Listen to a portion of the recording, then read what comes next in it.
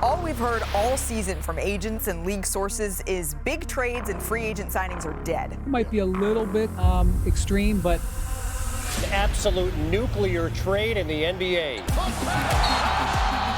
What the hell happened? Biggest shocker in NBA history.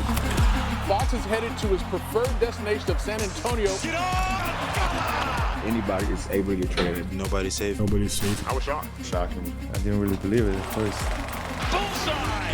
Luka against LeBron. Deadline day on NBA Today starts now.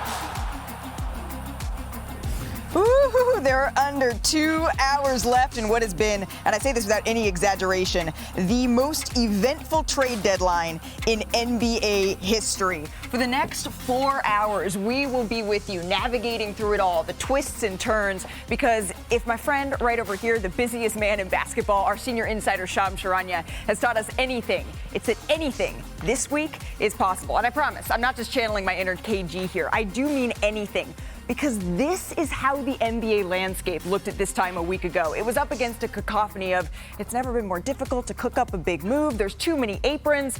Well, then the general manager said, okay, bet, watch us. Because fast forward to now, 9 former or current All-Stars have been traded so far, and there are still deals that are being made. It doesn't matter, by the way, if you're a champion or a perennial MVP candidate, your phone can ring at any time. The league is still buzzing about Kevin Durant's future. Between now and the deadline, our front office insider Bobby Marks standing by, working through all the machinations of how each potential transaction it could pan out. I mean, they do not call him the wizard of the trade machine for nothing. We also have our boots on the ground, reporters across the country here, our trio of California-based reporters to examine every angle of this week's blockbuster deals with the Lakers and the Golden State Warriors. But from how it happened to how it's going to look, that's why we got the best in the business. Chiney Ogwumike, Udonis Haslem here on the court to break it all down. And then, my friends, you know these guys. This is Kendrick Perkins, our senior writer, Brian Windhorst. He is the 2-time Executive of the Year, Bob Myers.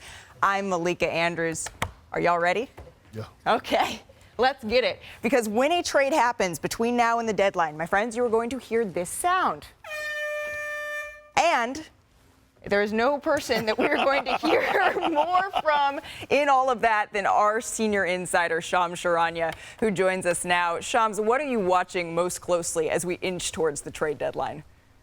Malika, I think all eyes around the NBA are certainly on the Phoenix Suns, a lot of because of what's transpired over the last several days. But from what I'm told, there are multiple teams making really aggressive calls to the Suns on Kevin Durant.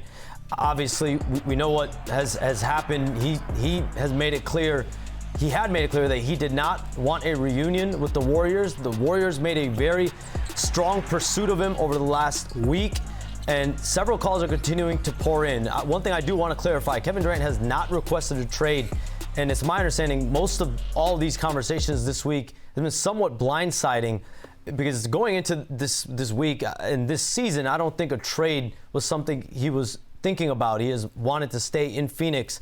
And another situation to monitor as well, Atlanta with what they could do.